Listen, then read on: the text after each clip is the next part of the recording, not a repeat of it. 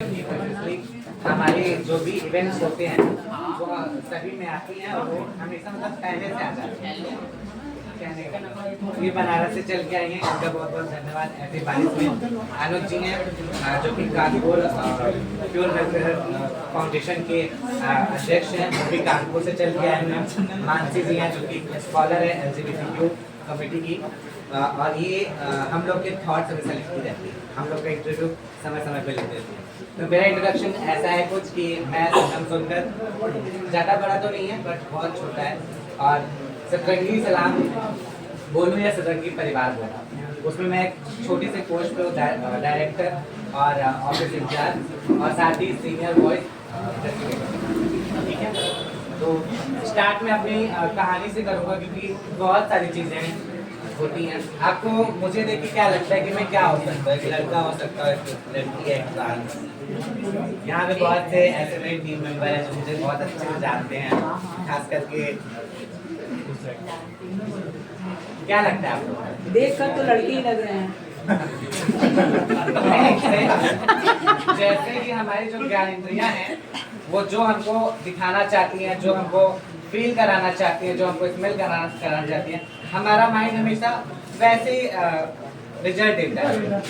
But ऐसा नहीं है, जो मैं हूँ मेरे अंदर भी सेम, जो अभी दीप जी ने बताया कि मेरे अंदर जो फीलिंग्स है वो मेल के प्रति अट्रैक्शन है, तो मैं भी अपने आप को ट्रांस मैं समझता हूँ। और बेसिकली कहूँ तो मैंने 2 साल अपना जो है ट्रांस के बीच में रह के गुजारा है, और ऐसी ट्रांस है जिनको आप लोग बहुत अच्छे से जानते हैं, इलाहाबाद के अंदर रिस्पेक्ट भी करते हैं।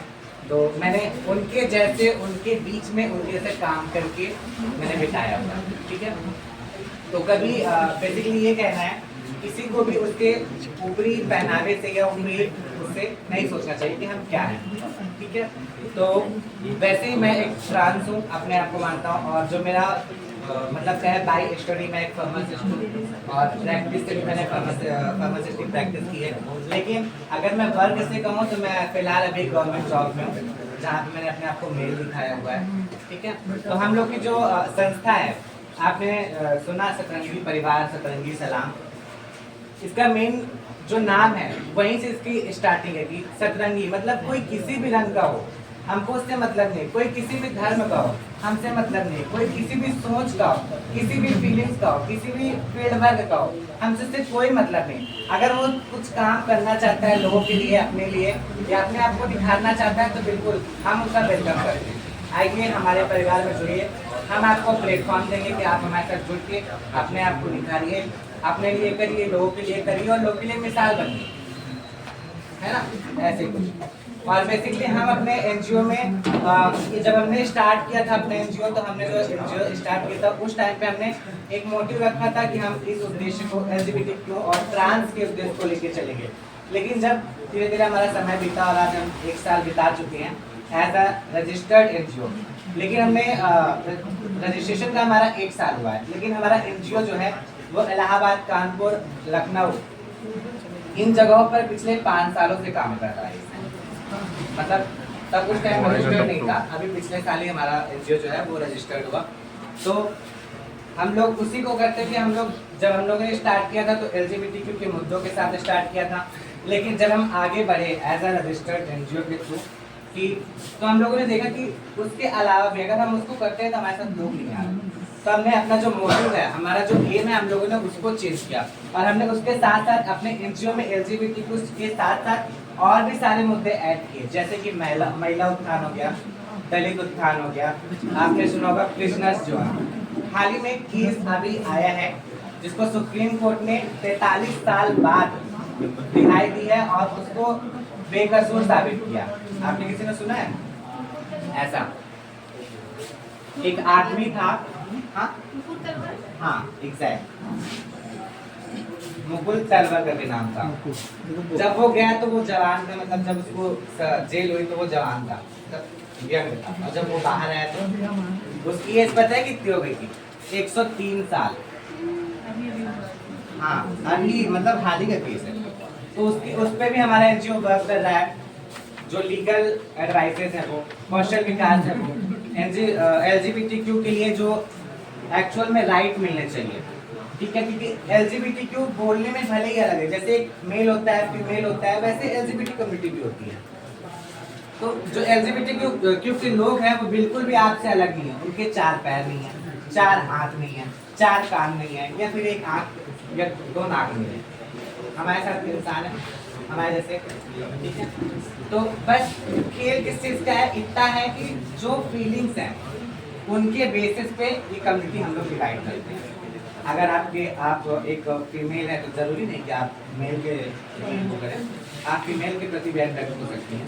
आप मेल हैं तो जरूरी नहीं कि आप फीमेल के प्रति वो मेल के प्रति भी हो सकते हैं। इवन ट्रांसजेंडर जरूरी नहीं कि मेल या फीमेल, कोई ट्रांसजेंडर के भी प्रति अट्रैक्ट हो सकता है, ठीक है। तो हमारा जो एम है वो यही है कि जितने भी मुद्दे हम लोग शामिल कर सकते हैं, क्योंकि जब हमने स्टार्ट किया था हमारे साथ 4 लोग 8 लोग ऐसे थे, और अभी हमने 31 मार्च को एक प्राइड करवाया था, बहुत सारे लोग आए थे में से, तो उसमें लगभग जो संख्या थी हम लोगों की प्राइड में, और प्राइड का जो मोटो था कि अपने आप को एक्सेप्ट करना है कि हम हैं क्या, है ना, अपने आप को एक्सप्रेस करना है, जो अपने अंदर है उसको बाहर लाओ, ठीक। तो उसमें लगभग समथिंग 500 लोग, जो कि उत्तर प्रदेश की सबसे अच्छी प्राइड रही हम लोगों की, अलग अलग स्टेट से, अलग अलग डिस्ट्रिक्ट से लोग आए, इवन हरियाणा, पंजाब और राजस्थान और भी लोग थे, इवन असम से भी एक लोग आए थे, बंगाल से काफी लोग थे, हाँ बंगाल से भी काफी लोग थे, पटना से थे, अलग अलग हर एक स्टेट मतलब सभी लोग आए थे। तो और एक चीज और हम बताते हैं, अगर आप अपने आप को पहले, चूंकि LGBT एक ऐसा टर्म होता है कि लोग घर में, समाज छोड़िए घर में बोलने को कतरा जाते हैं कि मैं I am lesbian, I am trans, और घर वाले भी कहते हैं यार ये तो पहले से पढ़ाई करके मेरा पैसा वेस्ट कर रहा है, ये आप जाके और कुछ नहीं करेगा, ये है जाके लगे शादी करेगा, वो करेगा। इससे अच्छा हम पहले लोगों को बताते हैं कि आप आइए, ठीक है, और उसके बाद पहले आप अपने आप को बताइए नहीं, अपने आप को एकदम हर तरीके से फ्री कर लीजिए। मतलब कि सबसे पहले आज के टाइम पे सबसे ज़्यादा क्या जरूरी है पता है आपको, कहते हैं कहावत है, अय्या भरा ना भैया, सबसे बड़ा रुपया। तो हम कहते हैं कि आप अपने आप को एकदम इकोनॉमिकली फ्री कर लीजिए, ठीक है। उसके बाद अगर आप परिवार को बताते भी हैं कि हम I am gay, I am lesbian, तो भले परिवार सपोर्ट ना करे, लेकिन आप अपने आप को तो सपोर्ट कर सकते हैं, है ना। फैक्ट है कि नहीं है, कोई भी हो, मतलब जो आज दशा LGBTQ की है, कम्युनिटी की है, आज से अगर कहें तो 70 साल पहले या 80 साल पहले यही दशा महिलाओं की थी।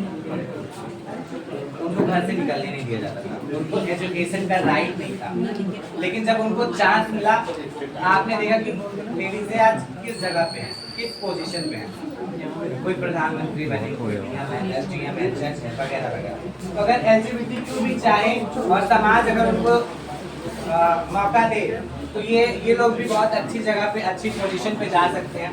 ऐसा नहीं है कि अगर ट्रांस है तो सिर्फ वो ताली बजाएगा और टोली बधाई करेगा। टोली बधाई मतलब जानते हैं क्या? बधाई मांगने जाना। आज हर दूसरा इंसान इस चीज से परेशान है या नहीं है? इसकी नौबत कैसी आई बताइए? समाज में उनको रिस्पेक्ट नहीं है और उनका सम्मान ही नहीं, कि उनको रोजगार भी नहीं दे रहा है, और उनको कई फील्ड में भी मतलब जाने से रोक रहा है, जैसे उनको ये मौका क्यों मिला कि वो आपके ऊपर हावी होते हैं, बताओ? क्योंकि अगर वो एक बंदा अकेले पढ़ने जाता है, इवन जब मेरी मेडिकल की डिग्री थी, जब मैं फार्मेसी कर रहा था, तो उस समय मैंने रियलाइज किया इन सब चीज़ों को कि अगर हम दूसरों से थोड़ा सा डिफरेंस है तो लोग उसको टॉर्चर करना स्टार्ट करते हैं, उसको आगे नहीं बढ़ने देते। कौन लोग हैं ये? अपने ही लोग तो हैं, मामा का लड़का हो, बुआ का लड़का हो, कोई भी हो, बुआ हो गई, तो ऐसी नौबत ना आए। तो हमें जरूरत है कि हम भी उनका सपोर्ट करें। कोई खुशी से तो नहीं चाहता। जैसे मैंने 2 साल बिताए, इसमें से मैंने 8 महीना इसी इलाहाबाद के अंदर, जब हम उनके बीच में रहे, उनकी जैसा काम करना, मतलब थोड़ी बधाई आपको सुनाओ, मैंने भी किया थोड़ी बधाई। 8 महीने इलाहाबाद, अभी 2 महीने पहले मैंने छोड़ी, जब मेरी जॉब लगी। तो एक ट्रांस की मजबूरी होती है प्राइवेट सेक्टर में तो उनको कहीं कोई जगह नहीं है, किसी चीज ना जगह है ना रिस्पेक्ट है, कोई लोग नहीं है। गवर्नमेंट में थोड़ा बहुत स्टार्ट हुई है, ठीक है, तो जरूरत है कि आइए आप लोग आइए, हम लोग का साथ दीजिए ताकि लोग मजबूरन। मैंने क्यों छोड़ा आपको पता है ट्रांस की मंथली इनकम क्या होती है, कोई बता सकता है? फिर भी एवरेज कोई बता दे। नहीं, एक आईएएस की क्या होती है इनकम? एक जज की क्या होती है? एक प्रधानमंत्री की इनकम क्या है ये बताइए? लाखों में हाँ, ऑफिशियली 2.5 लाख से 3.5 लाख के बीच। लेकिन ट्रांस के एक नॉर्मल ट्रांस की इनकम क्या होती है जो ताली बजाई और टोली बजाई करती है, बताइए क्या है? हाँ बताओ। 4.5 लाख से 5 लाख मंथली। कितना? ये मौका किसने दिया उनको? जिम्मेदार कौन है? बदतमीजी करने का मौका किसने दिया? समाज में कौन आता है? सभी लोग आते हैं। और मैंने, चूंकि मैं तो वेल एजुकेटेड, तो मैंने उस फील्ड को, उस जॉब ही बोल लो, कोई कहीं वर्क करता है, पैसे अगर उसको मिलते हैं तो उसकी परिभाषा डेफिनेशन तो यही है कि जॉब हुआ उसका, है ना, उसको हम अलग नहीं कर सकते। तो अगर उनको जगह दी जाए, अभी भी हम लोग के बीच ऐसे लोग हैं जो टोली बधाई कर रहे हैं, जो एजुकेटेड हैं, वो चाहते क्या है? रिस्पेक्ट चाहते हैं, क्योंकि उन्होंने वो सम्मान पहले पाया है। मैंने वो 4 से 5 लाख मंथली इनकम, आपको सुनने में थोड़ा सा भले वो लग रहा हो, आप वो छोड़ के मैं 30,000 35,000 में आता। क्यों? तो मुझे रिस्पेक्ट चाहिए, मुझे समाज में रहना, हम समाज के ही अंग हैं, उससे अलग नहीं है। तो ज़्यादा नहीं, क्योंकि अभी समय नहीं है हमारे पास, इसके बाद और भी गेस्ट हैं, तो इसके लिए और किसी को अगर कुछ पूछना हो तो पूछ सकता है। वही जो आपने लगभग 2 साल काम किया उनके पास, तो आपका एक्सपीरियंस उनके साथ? मेरा एक्सपीरियंस तो बहुत खराब था, इसलिए मैं पास्ट को नहीं याद करना चाहता अपना, क्योंकि कुछ ऐसा रहा कि वहाँ पे रहने का मतलब है कि आप जैसे आपकी जेल हो, आपको पता है वहाँ पे जाके उनके डेरे पे जाके आप मैसेज करना चाहें कि जैसे नक्सली, आतंकवादी, जो मैं कहूँगा मैं, जो आपकी नायक होगी वही सुप्रीम है, वही कोर्ट है, वही आपकी पुलिस है, वही जो 4 लोग हैं, आप कितना भी सही हो, लेकिन अगर नायक ने कह दिया कि तुम गलत हो, तो उसकी सजा यहाँ तक होती है कि आप कुछ जान गंवानी पड़ती है, उस पर पुलिस कुछ नहीं कर सकती, पुलिस के दायरे से बाहर है। हाँ बिल्कुल पूछ सकते हैं। हम लोग ऐसे लोग को डिपेंड भी करते हैं, एग्जाम्पल है, लेकिन अगर वो खुद से चाहे तो हम, आप तो उनको दे ही रहे हो, जो मतलब कहना चाहे, जो डिसरिस्पेक्ट है, जो आप उनको वो कर रहे हो, तो आप दे रहे हो उनको, उसके साथ साथ उनकी कम्युनिटी के लोग भी उनके साथ करते हैं, गुरु चेला से परंपरा। हाँ, आप कह रहे हैं कि ये जो किन्नर समाज है ये पुलिस के दायरे से बाहर है ना, लेकिन जो समाज है सब कुछ ये लोगों को लगता है, ये मेरे अकॉर्डिंग नहीं है, ये लोगों को लगता है। बहुत से लोगों मैंने सुना है कि अरे क्या ही कर लेगी पब्लिक, उनको बढ़ावा, वो क्या ही कर लेगी पुलिस, उनको बढ़ावा कहाँ से मिलता है? जब हम भी कहते हम भैया मुझे आपसे तो कोई प्रॉब्लम नहीं, लेकिन मुझे मेरे लोग से कौन बचाएगा? क्योंकि मुझे पता है वहाँ कंप्लेन करेंगे, पुलिस 24 घंटे मेरे साथ बैठी नहीं रहेगी, हो जाएगा जो होना है ना। और किसी को कुछ? वहाँ पर क्या कहते हैं जैसे ट्रांसजेंडर? हाँ मेट्रो। हाँ बिल्कुल, हमारे यहाँ एक उस टाइम पे 11 साल की थी, और जब हम बिहार में थे, बिहार का औरंगाबाद जिला, आपने नाम सुना होगा, जब हम वहाँ थे तो वहाँ भी लगभग 8 साल की एक लड़की क्या ट्रांसजेंडर। तो पढ़ाई के टाइम में कैसे पढ़ाई तो मतलब जो प्रिपरेशन मैंने एजुकेशन के बाद मुझे पता चला ना कि मुझे तरह से भी, लेकिन वो चीज़ें दिख जाती हैं। आपने कभी देखा होगा, आप लोग थोड़ा लहरा के चलता, आप लोग छक्का बोल दो, पढ़ाई हाँ कैसे मेरे फादर नहीं एक्चुअली, मेरे फादर गवर्नमेंट जॉब पे थे और एक बहुत मेरी मदर और मेरी बहन जो सबसे बड़ी हैं, मैं उससे कभी कुछ नहीं करता। वो मेरी बेस्ट फ्रेंड है। आज उन्होंने मुझे, मैंने कॉल देख किया, वो भोपाल में रहती है, बेसिक एक डॉक्टर है, बेसिक जनरल फिजिशियन। उन्होंने मुझे कॉल किया, बोला सिर्फ नाम के लिए बेस्ट है। तो उनको पता चला, उन्होंने ये कहा कि ठीक है तुम करना चाहते हो, हम समझ रहे हैं फैमिली की जिम्मेदारी है तुम्हारे ऊपर, तुम करना चाहते हो कोई बात नहीं, लेकिन इसको अपना जीवन भर के लिए वो मत करना।